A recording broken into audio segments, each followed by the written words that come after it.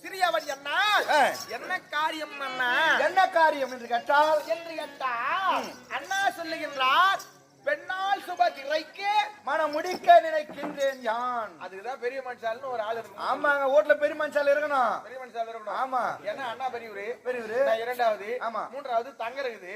நம்முடைய தங்கச்சி சுபதிரைக்கு திருமணம் செய்யறான்னு நினைக்கிறேன்டா. அந்த யோஜனை நமக்கு தோணுச்சா பச்சா? நமக்கு பெரிய மனுஷாலு அவருதான் தோணுது. பெரிய மனுஷாலு அப்படி இருந்தா அண்ணா அண்ணா சரிதான் சொன்னது சரிதான்.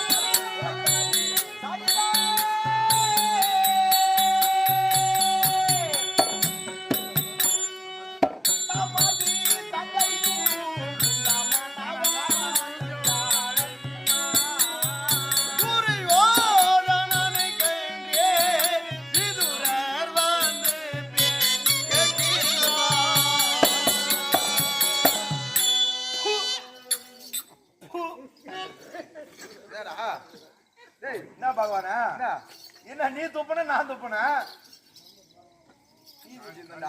அப்படியா? சரி, அண்ணன் என்னவோ சொன்னாரு. என்ன சொன்னாரு? அண்ணா நமது தங்கைக்கு இந்த மணவாளன் யார் என்று கேட்டார். என்ன நான் சொன்னேன்? துரியோதனனுக்கென்று பெண் கேட்டு விதுர மகாராஜா வந்திருக்கிறார் தம்பி. விதுர வந்துருக்காரா? துரியோதனனுக்கு பெண்ணு கேட்டு விதுர மகாராஜா வந்துக்கிறாராம். ஆமா, அப்படியா? அண்ணா அண்ணா சந்தோஷம் சொன்னாதி சந்தோஷம் உரைத்தாதி சந்தோஷம் வார்த்தை சந்தோஷம்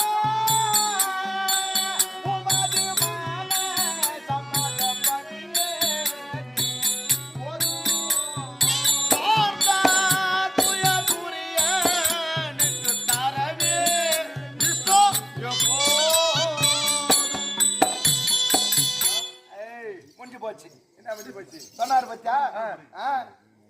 என்ன பகவான் நீயே சொல்லு பகவான். அப்ப அண்ணா சரிதான், உரைத்தது சரிதான். அண்ணா உன்னுடைய மனம் எப்படின்னா, உன்னுடைய இஷ்டம் எப்படி நான் உங்க இஷ்டம் எப்படின்னு கேட்டா, சாந்தபுரி துரியனுக்கே தரவிய எண்ணம் எப்போதும் எப்போதும் வச்சுக்கிறம்பா. இப்ப இருந்து கிடையாது, மனசுதான் எப்பொழுதும் அந்த எண்ணத்துல தாங்கிறாராம். அந்த எண்ணம் தான்